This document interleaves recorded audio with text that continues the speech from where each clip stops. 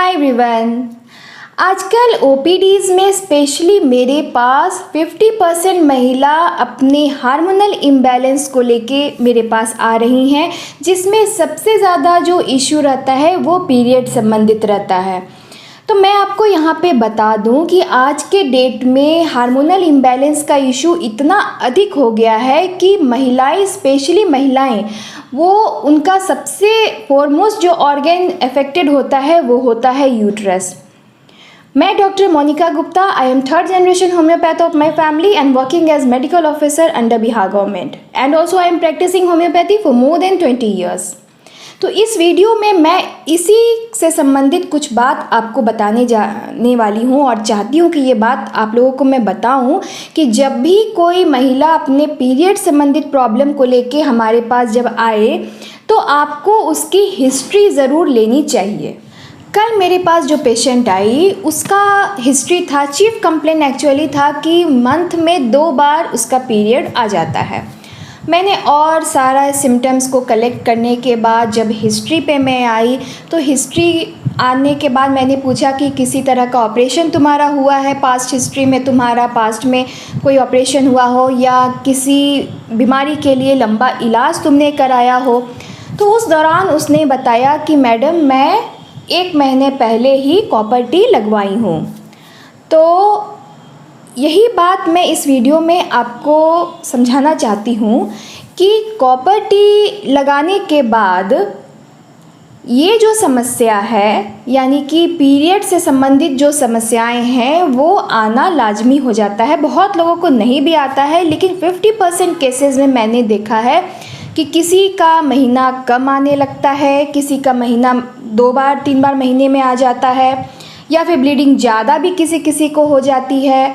तो ये जो कंडीशन है ये सॉल्व होने में कम से कम 3-4 महीने का समय लगता है।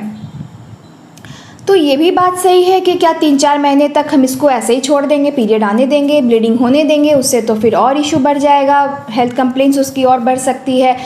तो इस तरीके से जो सिम्टम आ रहे हैं, तो कॉपर टी उसने लगवाया है तो कॉपर टी सूट नहीं कर रहा है, उसे तुरंत निकाल देना चाहिए, मैं ऐसा भी नहीं कह रही हूँ, क्योंकि कॉपर टी लगाने के बाद 2-3 महीने तक आपको इस तरह का इशू आ सकता है, लेकिन इसको छोड़ने वाली बात भी नहीं है। अगर प्रॉब्लम ज़्यादा हो रहा है, आपको उससे असुविधा हो रही है, तो आपको मेडिसिन लेनी चाहिए। कभी कभी कॉपर टी से संबंधित पेशेंट ये भी बात बोलती हैं कि कॉपर टी अगर मैंने लगा लिया है तो क्या मुझे इंटरकोर्स करने में, संबंध बनाने में कोई प्रॉब्लम आएगा? तो संबंध बनाने में कोई प्रॉब्लम नहीं आएगा और संबंध बनाने से पीरियड को उसका कोई तालमेल नहीं है, उसका कोई संबंध एक दूसरे से नहीं होता है। हाँ, संबंध बनाने के समय में अगर आपको पेन हो रहा हो तो ये एक लक्षण है और इस लक्षण के लिए आपको दवा लेनी चाहिए। तो आपको कॉपर टी लगाने के बाद कोई भी समस्या अगर आ रही है तो वो आप अपने डॉक्टर से बात कीजिए और उसके लिए दवा लीजिए।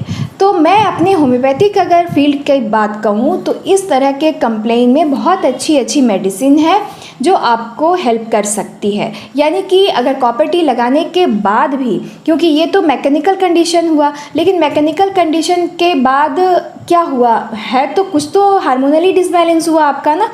तो आपको 2-3 महीने वेट करने के लिए मैं तभी बोल सकती हूँ जब आपका जो ब्लीडिंग है वो नॉर्मल है, आपको कोई उससे बहुत ज़्यादा परेशानी नहीं हो रही है। लेकिन अगर बहुत ज़्यादा परेशानी हो रही है, मंथ में 2-3 बार ब्लीडिंग हो जा रही है, बहुत ज़्यादा एक्सेस ब्लीडिंग हो रहा है, तो फिर आपको उसके लिए मेडिसिन लेनी चाहिए।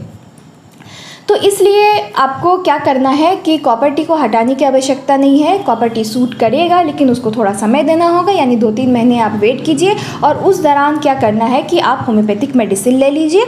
उसमें आपको जो पीरियड संबंधित प्रॉब्लम है या और कोई पेन संबंधित प्रॉब्लम है वो आपका सॉल्व हो जाएगा।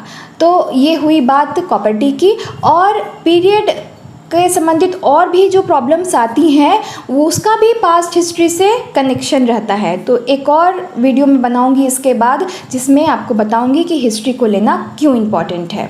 तो मिलती हूँ अपने नेक्स्ट वीडियो में। आशा करती हूँ कि ये वीडियो आपको पसंद आया होगा और हेल्पफुल रहेगा। अगर हेल्पफुल है तो इसको आप शेयर ज़रूर कीजिए और पसंद आया हो तो लाइक ज़रूर कीजिए। और अगर ऐसी वीडियो और आपको चाहिए या मैं जब ये भेजती हूँ तो आप तक पहुँचना चाहिए तो पेज को फॉलो कर लीजिए और यूट्यूब पर है तो सब्सक्राइब कर लीजिए। Thank you for watching.